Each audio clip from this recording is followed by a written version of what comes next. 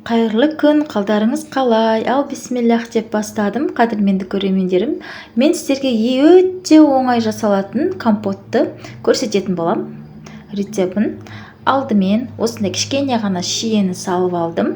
Мен өте көп банка жаппағандықтан, аз-аздан ғана дәмін шығу үшін саламын осылай. 2-3 түйір алма, әр банкіде туралған, 2-3 түйір өрік, және 1 чайный ложкадан 2-3 чайный ложкадан шиені осылай бәріне салып алам. Мұнда 12 литр, 2 литрліктен. Қараңыздаршы достар, өте әдемі, дәмі керемет, тіл үйретін болады. Әртүрлі жемістердің дәмі шығып тұрады. Сіздер де жасап көріңіздер. Мені қолдап, каналыма тіркеліп, комментария жазып, сұрақ жауаптарыңыз болса, қоя кетіңіздер, жазып кетіңіздер. Рахмет сіздерге. Осылай барлық банкілеріне бірдей осылай салып шығатын боламын. Маған тіркеліп каналыма. Қадірменді жаңадан қосылып жатқан каналыма жаңадан қосылып жатқан кісілерге рахмет көрермендер. Аллах разы болсын.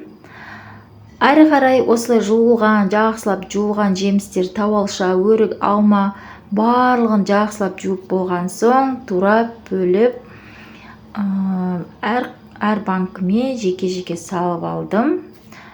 Тауалша өте дәмді болады компотқа. Бұл вареньеге болмайды. Сары түсі, розовый түсі бар, 2 түрлі тауалша бар мұнда. Ауылдан алып келдім, ата-анамның үйінен, нағашымның үйінен, және базардан кішкене ғана алма, өрік алдым. Әртүрлі шие алдым. Дәмдерін өте дәмді болады енді компот. Аллах бұйыртса, қыста, жақсылықта, тойда ашып, қонақтарымызға беретін боламыз. Қадірменді көрермендерім, әр бір банкіге осылай 200 грамдық бокалмен шекер салып шығам. Сосын әр қарай дайын болып тұрған 12 литрлік дайын болып тұрған суымды, сироп тәтті суымды бетіне бір шөміштен бастапқыда құйып шығам. Банка денесі қатты ыстық болып үйреніп алу үшін осылай құйып шығамында. Сосын әрі қарай банкының денесі қызған соң жоғарыдан көбірек су құйып осылай дайындап аламын.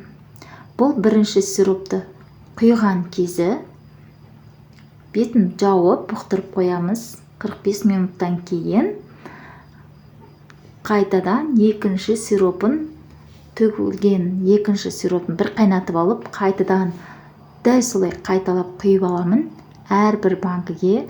Мұнда енді банка өте ыстық болып тұр, себебі жаңағы бірінші бұқтырылған банка осылай ыстық болып тұрады. Бұны да тағы да екінші рет қайталап бұқтырып 30 минуттай қойып қоямыз. 30 минуттан соң сиропты қайтадап төгіп, төгілген сиропты бір бұқтырып қайнатып аламын да. Су азайып қалса, тағы да су құйып, тәттісін қосып қайнатып аласыздар. Қайнап тұрған суды, сиропты, қайнаған соң сиропты 3-ші рет қайтарыла, дәл солай видеодағыдай 3-ші рет қайталап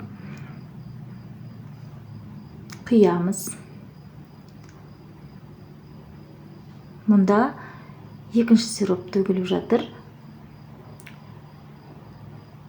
Екінші құйылған сиропым қайнап тұр. Өте ыстық. Қайнаған сиропымды құйып бастайым. Өте дәмді.